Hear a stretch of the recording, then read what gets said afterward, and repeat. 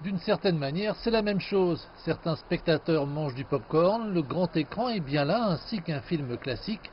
Cependant, une différence majeure ne peut être ignorée. La majorité du public se trouve sur des bateaux. Mettre les voiles pour une projection du film Dirty Dancing n'est pas vraiment une expérience cinématographique ordinaire. Mais la période que nous vivons n'est pas normale non plus. Ici, sur Regent's Canal, dans le centre de Londres, plus d'une centaine de cinéphiles peuvent larguer les amarres et observer les stars sur le plus grand écran jamais vu au bord du fleuve au Royaume-Uni. L'écoute se fait grâce à des écouteurs à réduction de bruit ambiant.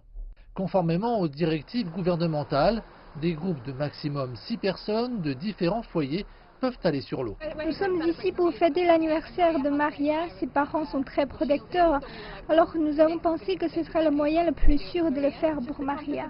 C'est une façon confortable de passer du temps ensemble, de se sentir en sécurité et de créer des souvenirs ensemble d'une manière unique. Je suis allée au cinéma récemment avec mon partenaire et c'est étrange d'être là avec des masques et que tout le monde soit séparé. C'est juste une nouvelle façon d'être en sécurité et une nouvelle façon de regarder un film.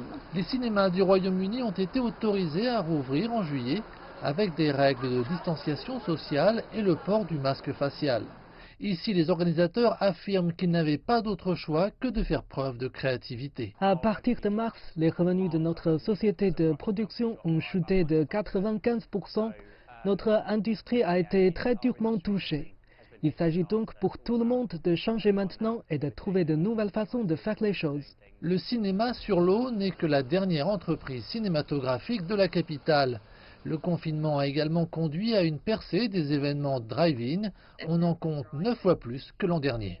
Pour ce qui est du drive-in, je pense que cette tendance se poursuivra pendant les mois d'hiver, simplement parce que la météo n'est pas un facteur décisif comparé au facteur drive-in. On peut toujours rester dans sa voiture. On craint cependant qu'à l'approche de l'hiver, des événements en plein air comme celui-ci ne soient pas seulement touchés par la détérioration des conditions météorologiques, mais aussi par une deuxième vague de coronavirus.